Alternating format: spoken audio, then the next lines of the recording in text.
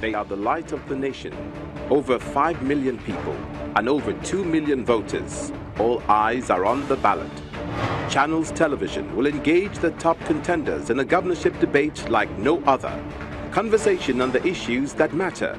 The Anambra Governorship Debate, 12th of November 2017. Live on Channels Television. Hashtag Anambra Debates. Welcome back to the program. Well, Channels Television will be bringing you the Anambra Governorship Debate live at 7 p.m. on November the 12th from Anambra State.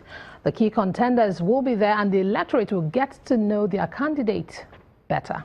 Make sure to watch. Well, we are talking about one of Nigeria's, if not one of the most important documents to our national existence, the budget, the 2018 budget precisely. Well, here with me in the studio is Mr. Ken Okolugbo. He's a member of the PDP and a policy analyst. And in our Abuja studios, we have Chris Azbogu, the deputy chairman of the House Committee on Appropriations. Well, I'll start with you. At this point, you were making a point on the medium-term expenditure framework and the fiscal strategy paper. That's exactly what I was trying to say. 6 months into... Because 6 months into that budget, we haven't even the 2017 budget. Yes, the 2017 budget. And you see, I'm not just trying to criticize the government, but you see, what I basically find strange is they had submitted a $5.5 billion borrowing plan. And out of that $5.5 billion, $3.5 billion is supposed to be used to refinance domestic debts. Now, if you're refinancing domestic debts and you're giving out treasury bills, euro bonds at a very high interest rate because you want to attract investors, you're not also thinking of the long-term effect. I'm happy that the Moody rating has come up after we have gotten the World Bank rating that said that we have now moved up to 10 pace to 145 position of the easy way to do business. But how many foreign direct investments have we attracted? Why do I say this? I say this basically because we're living in self-denial.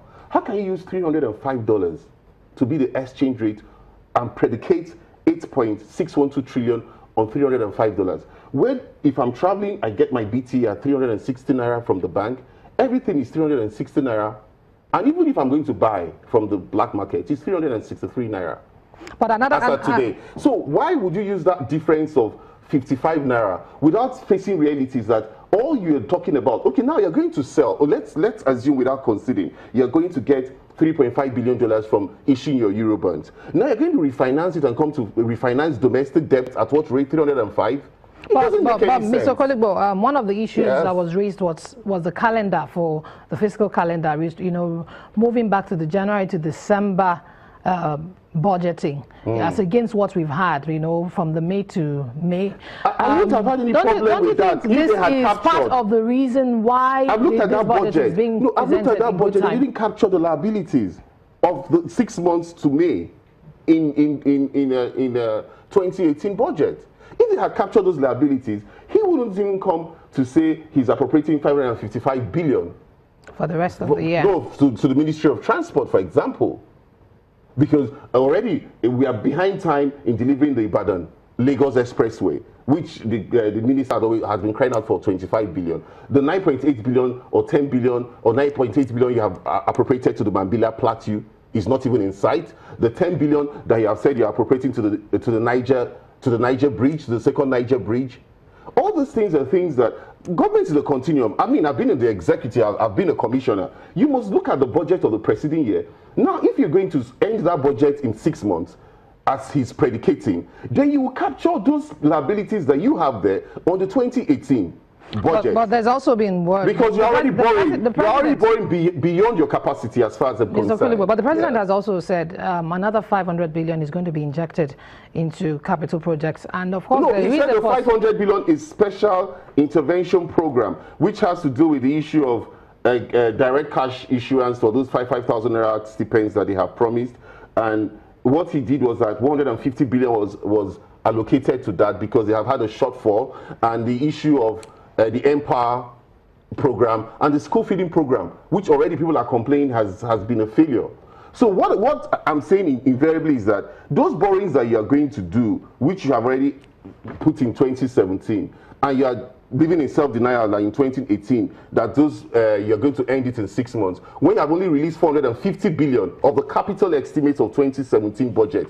I mean, it doesn't take anybody to know that we are going to get to a crossroad if these issues are not taken care of. That's okay. exactly Let me bring position. in Honorable Azubugo here. Honorable Azubugo, how well would you say the National Assembly consulted with the relevant MDAs ahead of this budget presentation to ensure adequate implementation of the 2018 budget, and what's being put in place to ensure proper implementation going forward as against what we've seen so far? The mechanisms and the House rules are clear. For consideration of budget, the House will definitely take a time out, make sure that they go for oversight to define the extent of implementation of 2017. I want to assure you that implementation level is not only about releases, because you must go on site to determine the extent of projects being executed. For programs, you must define and see the extent of programs being implemented. So I want to let everybody understand that National Assembly will do their job without any compromise. So the truth is that we must do all that we have to do to give Nigerians an acceptable budget. On the issue of implementation, I would simply say that the releases that are being mentioned are being mixed up by my friend over there, because some of the information he's trying to give are not totally the way it is. So for sure, for now, the level of implementation, do you understand, is not ascertained. But to the extent, to the best of our knowledge, the Ministry of Finance have said the amount that they've released. All these things are needed to be confirmed by the National Assembly. So it is in our duty to go ahead.